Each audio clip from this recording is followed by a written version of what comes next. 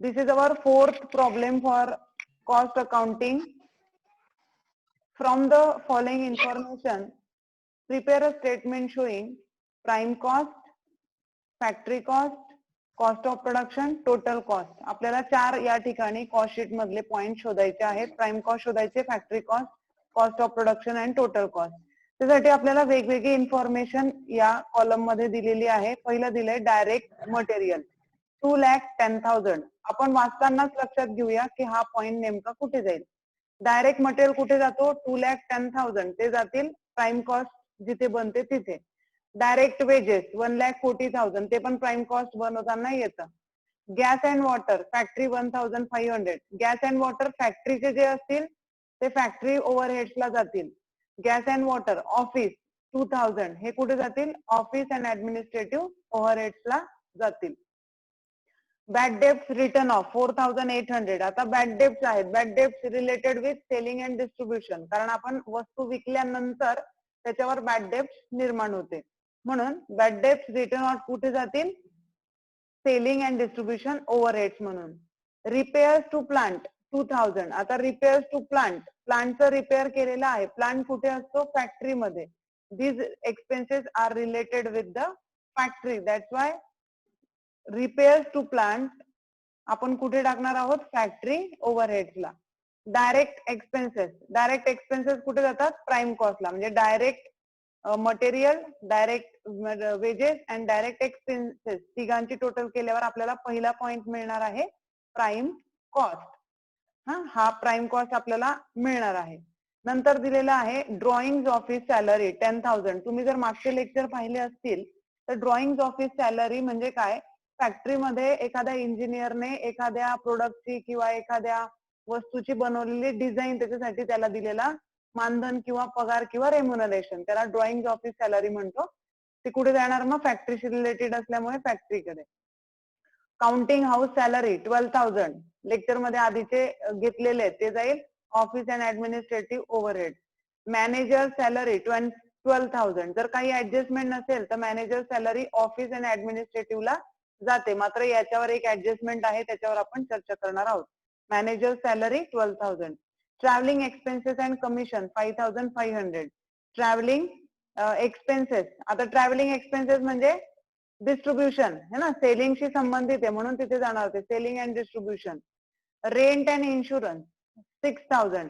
पण rent and insurance 6,000 जरी दिलेले असले तरी त्याच्यामध्ये काय सांगितले बघा, हे जे 6,000 आहे त्याच्यापैकी 2/3 जे आहे ते फॅक्टरीशी संबंधित आहेत अँड 1/3 जे आहे ते ऑफिसशी संबंधित आहे.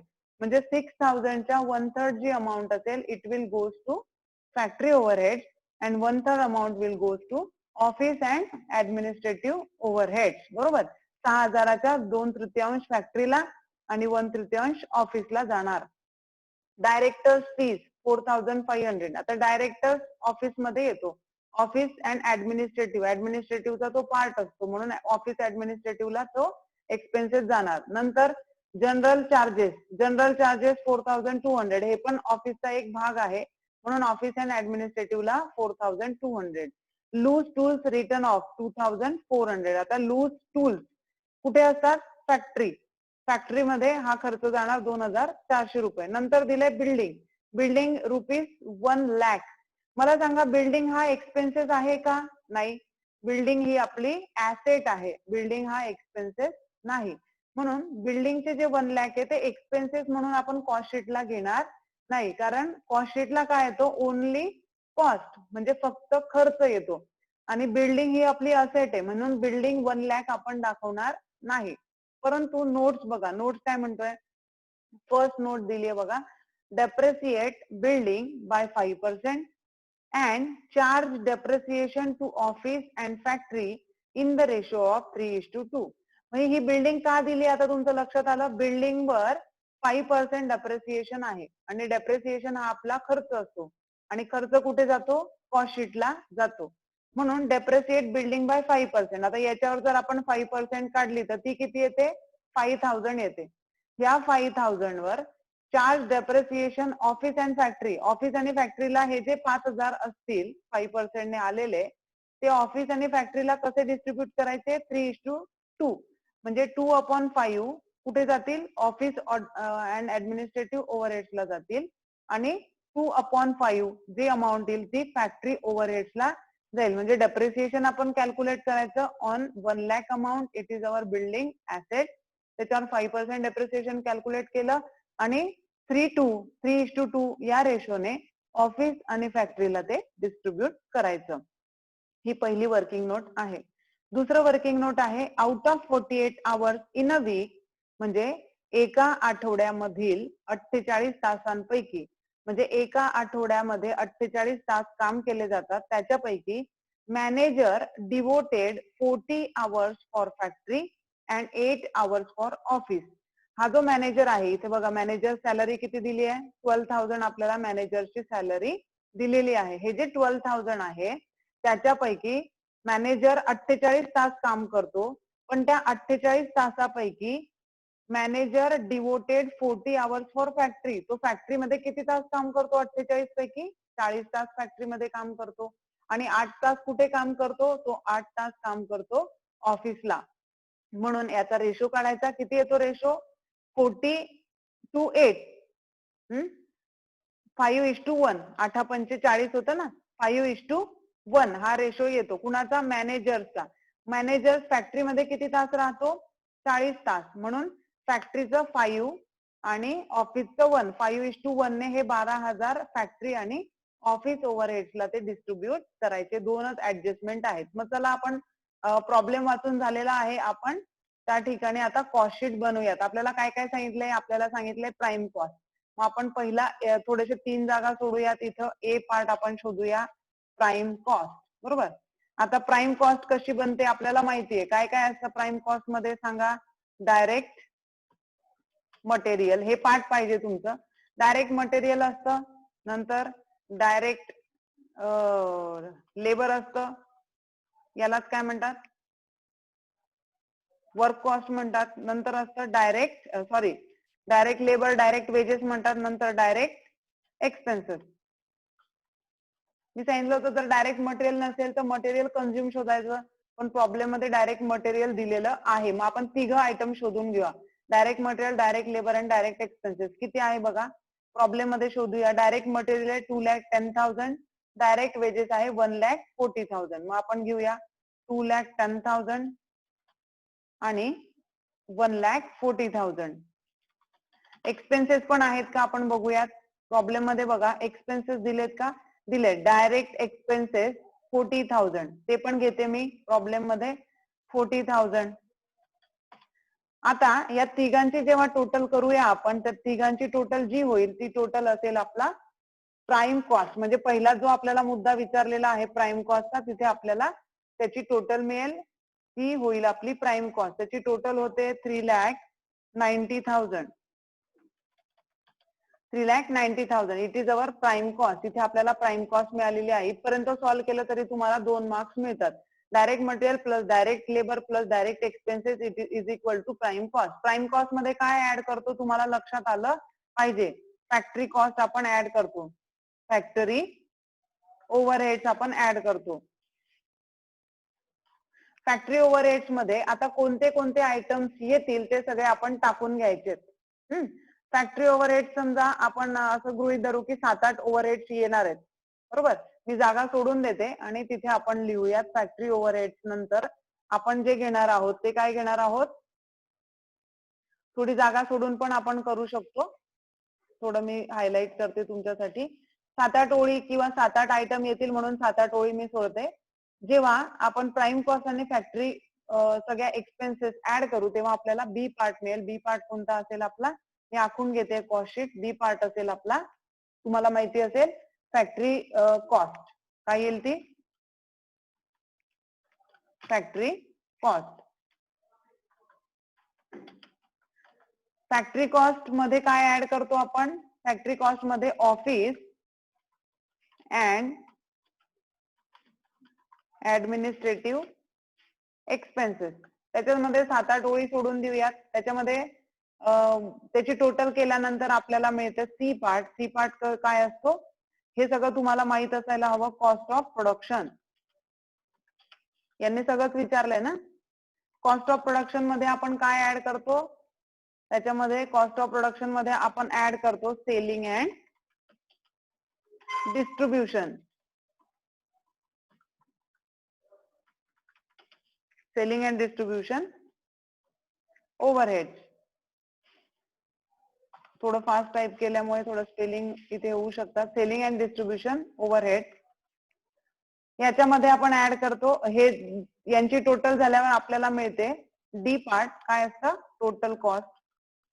हे पार्ट झाले ना, आता मागचे सगळे प्रॉब्लेम पाहिले असतील. त्याच्यामध्ये टोटल कॉस्ट मध्ये आपण ऍड करतो प्रॉफिट आणि मग आपल्याला मिळते ई पार्ट. तो असतो सेल्स किंवा सेलिंग प्राइस. ठीक आहे, इतकं आपल्याला हे असतं. मी तुम्हाला छोट्या साईज मध्ये एकदा दाखवून देते. हा असतो साधारणतः आपला कॉस्ट शीटचा फॉर्मॅट. हे आपलं कॉस्ट शीट आहे. मी लिहिलंय वर, ही आपलं काय आहे? कॉस्ट शीट आहे. कॉस्ट शीट मध्ये आपण प्राइम कॉस्ट ऑलरेडी शोधलेली आहे. त्याच्यामध्ये आपण काय ऍड करणार आहोत? Factory overhead. नंतर फॅक्टरी कॉस्ट मिळेल. कुणी स्क्रीनवर लिहू नका. फॅक्टरी कॉस्ट मध्ये ऑफिस अँड ऍडमिनिस्ट्रेटिव्ह ऍड करू. त्याच्यानंतर कॉस्ट ऑफ प्रोडक्शन येईल. कॉस्ट ऑफ प्रोडक्शन मध्ये selling and distribution overhead add करू. मग टोटल कॉस्ट मिळेल. टोटल कॉस्ट मध्ये प्रॉफिट ऍड करून मग आपल्याला सेल्स मिळेल. आता जे जे आयटम आहे ना, ते कोणत्याशी रिलेटेड आहे त्याच्यामध्ये आपण पोस्ट करून जाऊयात. पहिल्यापासून जाऊया आपण.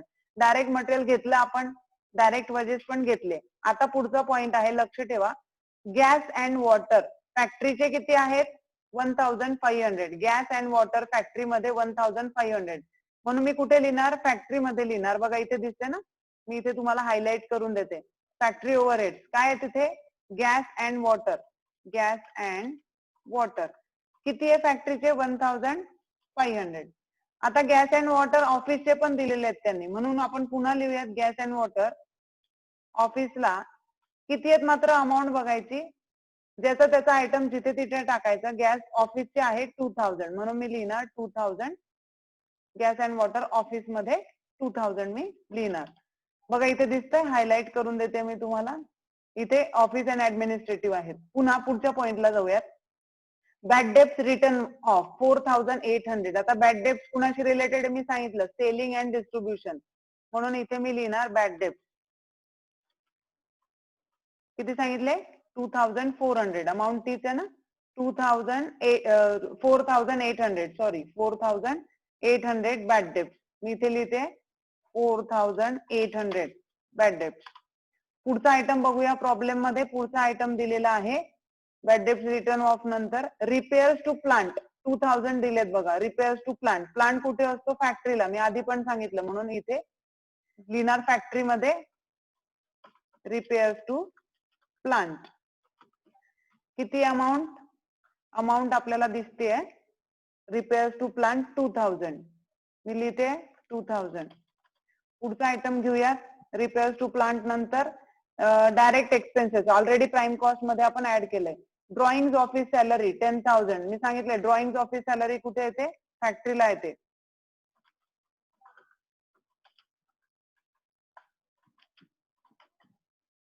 किती आहे? 10,000. ठीक आहे. त्याच्यानंतरचा आयटम आहे counting house salary 12,000. Counting house salary ऑफिसशी रिलेटेड आहे. सगळे आयटम पाठ करून ठेवायचे किंवा समजून घ्यायचे. ठीक आहे, त्याच्याशिवाय तुमचा प्रॉब्लेम व्यवस्थित सॉल्व्ह होणार नाही. थोडासा पण चुकला तर पूर्ण प्रॉब्लेम चुकतो. 12,000 काउंटिंग हाऊस सॅलरी कुठे घेतली? ऑफिस ऍडमिनिस्ट्रेटिव्हला. Manager salary 12,000. आता आपण समजून घेऊया, याच्यावर ऍडजस्टमेंट आहे त्याला टिक करून ठेवायचं. मॅनेजर सॅलरी 12,000 आहे, परंतु काय म्हणतात बघा adjustment number 2. Out of 48 hours in a week, म्हणजे एका आठवड्यात तो 48 तास काम करतो. Manager devoted 40 hours for factory and 8 hours for office. म्हणजे 40 तास तो फॅक्टरीमध्ये काम करतो आणि 8 तास तो ऑफिस मध्ये काम करतो. मला सांगा वर्किंग नोट नंबर 1, मॅनेजरची सॅलरी किती आहे? 1 नंबरची वर्किंग नोट लिहिते मी. मॅनेजर सॅलरी किती आहे? ती आहे 12,000. ठीक आहे, आपण म्हणूया ती 12,000 आहे. मॅनेजरची सॅलरी किती आहे? 12,000. परंतु तो ऑफिस मध्ये फॅक्टरीमध्ये किती तास काम करतो? 40 आवर्स काम करतो. आणि ऑफिस मध्ये किती आवर्स काम करतो? 8 आवर्स काम करतो. मग फॅक्टरीसाठी त्याला किती मानधन मिळालं आणि ऑफिस साठी त्याला किती मानधन किंवा त्याला किती पगार मिळाला हे कसं काढायचं, त्याचा रेशो काढून घ्यायचा. या दोघांचा रेशो किती येतो 40 म्हणजे 8×45 5:1 यांचा रेशो किती आला 5:1. म्हणून हे जे 12,000 आहे, हे जे 12,000 आहेत ते दोघांमध्ये कसे डिस्ट्रीब्यूट केले जातील 5:1. ते किती येतात बघा 5:1 ने मॅनेजर सॅलरी 5 डिवायडेड बाय 6 12,000 चे याला येतात 10,000 आणि याला येतात 2,000. कसं काढायचं असतं तुम्हाला माहिती ना, आपण 12वीला पण शिकलोय 12,000 गुणिला, आता हे जे स्टार आहे ते गुणाकार आहे, 12,000 गुणिला 5/6 याप्रमाणे 10,000 येतात ते फॅक्टरीला येतात, याप्रमाणे 10,000 येतात ते कुणाला जातील फॅक्टरीला. म्हणून आपण काय करूयात आता हे जे 10,000 आहे ते फॅक्टरीला टाकूया, कारण त्यांनी 40 तास फॅक्टरीला काम केलं, हे फॅक्टरी ओव्हरहेड्सला टाकूयात. मी लिहिणार मॅनेजर सॅलरी, त्याने जास्त काम फॅक्टरीला केलं ना म्हणून 10,000 हे फॅक्टरीला जातील आणि हे जे ऑफिसचे आहे 2,000 आपण काढले हे 2,000 ऑफिसला जातील. काय मॅनेजर सॅलरी म्हणजे एकच मॅनेजर जो आहे तो दोघं ठिकाणी काम करतो, तासानुसार काम करतो, म्हणून त्याला तासानुसार तिथला पगार मिळालेला आहे. आपण रेशो काढला आणि रेशोनुसार 12,000 ऑफिस आणि फॅक्टरीला डिवाइडेड केले. ही आपली फर्स्ट वर्किंग नोट इम्पॉर्टंट आहे. अशा प्रकारचे प्रॉब्लेम विचारले जातात. इथे झाली मॅनेजर सॅलरी. पुढचं आहे ट्रॅव्हलिंग एक्सपेन्सेस अँड कमिशन 5,500. आता ट्रॅव्हलिंग एक्सपेन्सेस कुणाशी रिलेटेड आहे, selling and distribution. Travelling and commission, commission पण तेव्हाच दिलं जातं ना. किती सांगितली अमाऊंट ट्रॅव्हलिंग अँड एक्सपेन्सेस 5,500. मी घेणार आहे 5,500. त्याच्यानंतर रेंट अँड इन्शुरन्स. आता rent and insurance 6,000. Rent and insurance वर काही ऍडजस्टमेंट आहे का, नाहीये, पण रेंट अँड इन्शुरन्स हा इथे दिले बघा.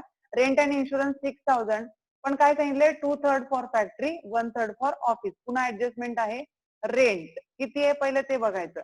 रेंट किती दिलंय 6,000 दिलंय, परंतु फॅक्टरीला किती दिलंय आणि ऑफिसला किती दिलंय. फॅक्टरीला बघूयात आपण ऍडजस्टमेंट मध्ये, तिथेच बघा 2/3 फॉर फॅक्टरी म्हणजे 6,000च्या 2/3 करायचं 2/3 किती येणार 2/3. फॅक्टरीच्या 2/3 ते येणार 4,000, ते येणार 4,000 आणि ऑफिसचं किती आहे 1/3. 1/3 ते येणार आपलं, इथे डेट घेतोय तो, हे एक्सेल असल्यामुळे 2/1 हे तुम्ही गृहीत धरा, याला 2 याला 1 आहे. उरलेले पैसे 2,000 रुपये हे ऑफिसला जातील. काय रेंट अँड इन्शुरन्स. मी टाकते फॅक्टरीला रेंट अँड इन्शुरन्स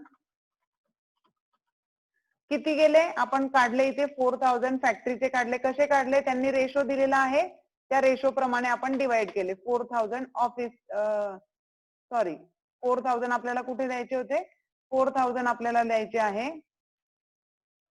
फॅक्टरीला, है ना, इथे फॅक्टरी आहे. आणि ऑफिसला मात्र किती द्यायचे, ऑफिसला 2,000च द्यायचे आहे. Rent and insurance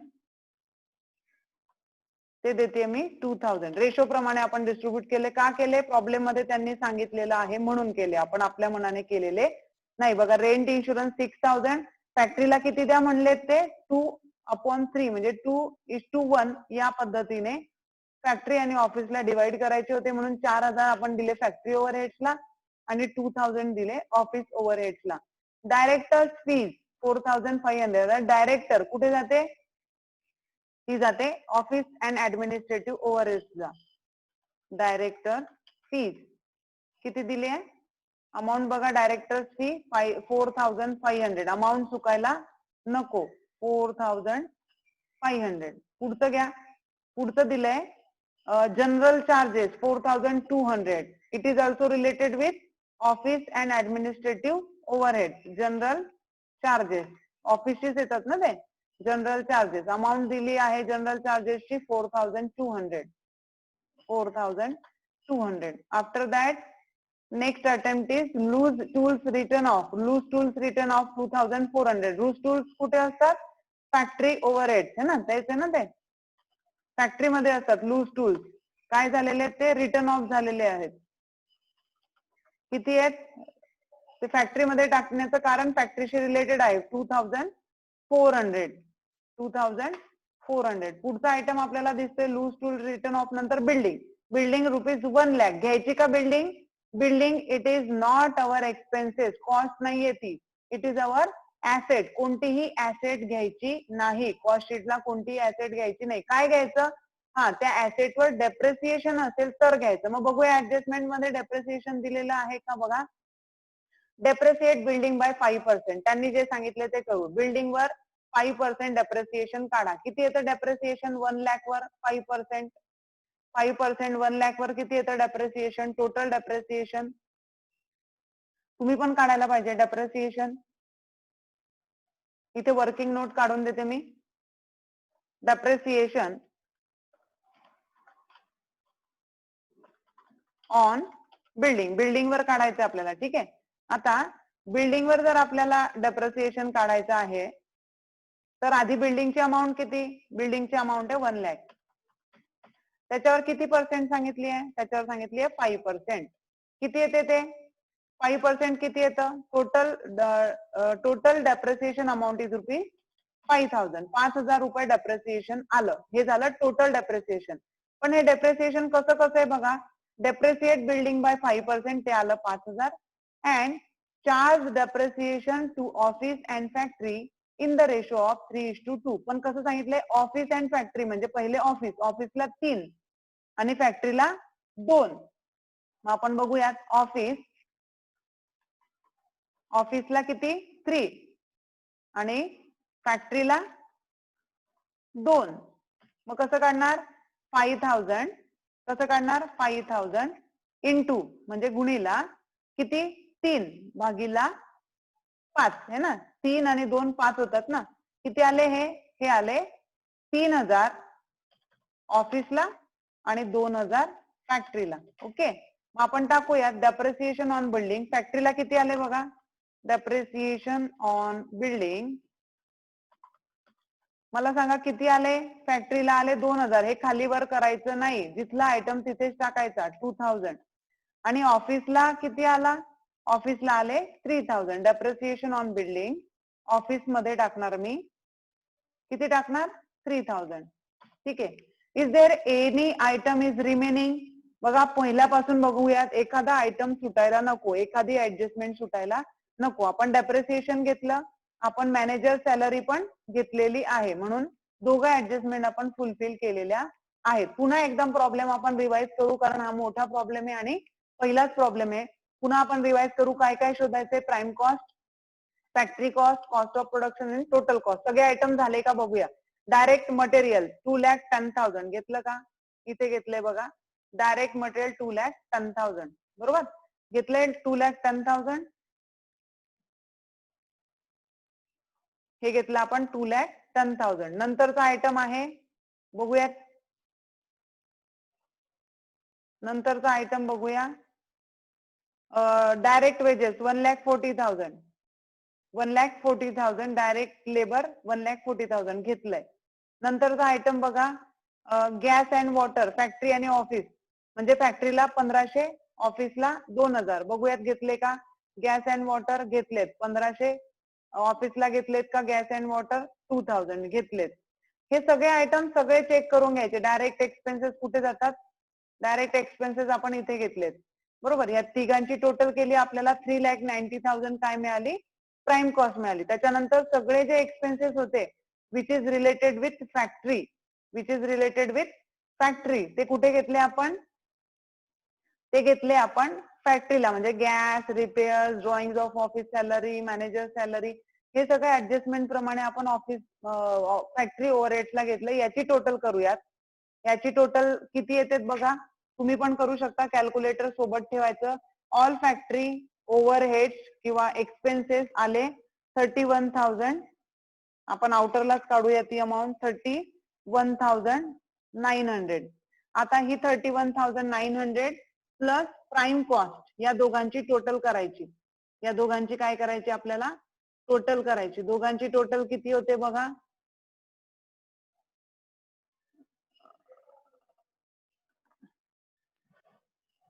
weight a minute, it has a problem. किती होते दोघांची total 31,900 plus 3,90,000 total is 4,21,900. 4,21,900. It is our second factory cost. इथे पुन्हा तुम्हाला 2 मार्क्स मिळणार आहेत. पुन्हा त्याच्यामध्ये आपण काय ऍड करतो, त्याच्यामध्ये आपण ऍड करतो ऑफिस अँड ऍडमिनिस्ट्रेटिव्ह ओव्हरहेड. हे घेतले आपण ऑफिस अँड ऍडमिनिस्ट्रेटिव्ह ओव्हरहेड. त्या सगळ्यांची टोटल करायची. काय काय घेतलं, गॅस, वॉटर, हे सगळ्यांची टोटल केली आपण. Depreciation of building, general charges वगैरे, या सगळ्यांची टोटल किती येते बघा. त्याची टोटल येते 29,700. सगळ्यांनी टोटल करून बघायची आहे. मग आपल्याला हे 4,21,900 प्लस 29,700 याची टोटल करावी लागेल. ही टोटल आपली येते आहे 4,51,600. टोटल करत चालायची आहे पुढे. काय करायचे, टोटल करत चालायचे. आपल्याला काय मिळेल, सी पार्ट मिळेल, कॉस्ट ऑफ प्रोडक्शन. हे एव्हाना तुमचं पार्ट असलंच पाहिजे. कशानंतर काय येतं, त्याच्यानंतर कॉस्ट ऑफ प्रोडक्शन मध्ये आपण ऍड करतो selling and distribution overhead. Selling and distribution overhead दोनच आयटम आहेत बघा. सेलिंग अँड डिस्ट्रीब्युशन ओव्हरहेड्स मध्ये दोनच आयटम आहे, एक bad debts and travelling expenses and commission. त्या दोघांची टोटल आउटरला आपण काढूया, ती झाली 10,300. आता 10,300 प्लस हे 4,51,600 या दोघांची आपण टोटल करूयात. ती टोटल इथे टोटल कॉस्टला मी घेते. टोटल कॉस्ट आपली होते 4,61,900. 4,61,900 ही झाली आपली टोटल कॉस्ट. टोटल कॉस्ट मध्ये प्रॉफिट ऍड करतो. प्रॉब्लेम मध्ये कुठे तुम्हाला प्रॉफिट दिसतोय का बघा, दिलेला आहे का त्यांनी स्वतः, प्रॉफिट दिलेला नाही. म्हणून आपल्याला प्रॉफिट शोधायची गरज नाही. सेलिंग प्राइस दिलेली आहे का बघा, प्रॉब्लेम पूर्ण चेक करायचा. सेलिंग प्राइस दिलेली आहे का, नाही. जर दिलेली असती तर आपण प्रॉब्लेम मध्ये इथे लिहिली असती सेलिंग प्राइस, इथे लिहिला, इथे आला असता प्रॉफिट. म्हणजे selling price minus total cost is equal to profit. बऱ्याच प्रॉब्लेम मध्ये प्रॉफिट दिला जातो, तो प्रॉफिट आपण इथे टाकला असता आणि इथे आली असती सेल्स. म्हणजे दोघांपैकी एक आयटम दिलेला असेल तर आपण आपल्या पद्धतीने तो शोधायचा. परंतु प्रॉब्लेम मध्ये हे दिलेलं नाही. आपल्याला टोटल कॉस्ट पर्यंत शोधायला सांगितलं होतं, आपण ते शोधलं. फक्त लक्षात घ्या विद्यार्थी मित्रांनो, कोणता आयटम कुठे पुटअप करायचा आहे हे तुमच्या लक्षात आलं पाहिजे. प्राइम कॉस्ट कशी बनते, direct material plus direct labour plus direct expenses, तिघांची total prime cost. Prime cost मध्ये ऍड करायचं फॅक्टरी ओव्हरहेड. फॅक्टरी ओव्हरहेड मध्ये आता प्रॉब्लेम मध्ये आपण काही काही आयटम टाकले. याच्यामध्ये 2 ऍडजस्टमेंट होत्या. एक होती बिल्डिंगवर डेप्रिसिएशन होतं, त्यांचं 2:3 ने आपण ते बिल्डिंगचं 5,000चं डेप्रिसिएशन ऑफिसला आणि फॅक्टरीला 3:2 या पद्धतीने वाटून टाकलं. मॅनेजरच्या सॅलरीवर एक ऍडजस्टमेंट होती, 12,000 रुपये त्याला सॅलरी दिली जाते. पण कशी दिली जाते, तो 48 तास काम करतो फॅक्टरी, 40 तास काम करतो फॅक्टरीमध्ये, एकूण 48 तास काम करतो, त्याच्यापैकी 40 तास फॅक्टरीमध्ये काम करतो आणि 8 तास तो ऑफिसमध्ये काम करतो. म्हणून त्याचा रेशो काढला, त्याचा रेशो आला 5:1. म्हणून 5 जे रेशो प्रमाणे 5 जे आहेत 10,000 ते आपण फॅक्टरी ओव्हरहेड्सला टाकले. बघा इथे मॅनेजर सॅलरी 10,000 कुणाला दिली, ते आपण रेशो प्रमाणे दिली. इथे तुम्ही रेशो पण लिहू शकतात जर तुम्हाला समजत नसेल किंवा काही प्रॉब्लेम असेल तर त्याचा रेशो टाकून द्यायचा 3/2, कारण तितकं काम त्याने केलं. किंवा तुम्ही म्हणू शकता 40 आवर्स. काय म्हणायचं, 40 आवर्स. ठीक आहे. पुढच्या लेक्चरला आपण पुढची सगळं माहिती बघणार आहोत. पुन्हा भेटूयात नेक्स्ट लेक्चरला नवीन प्रॉब्लेम सह.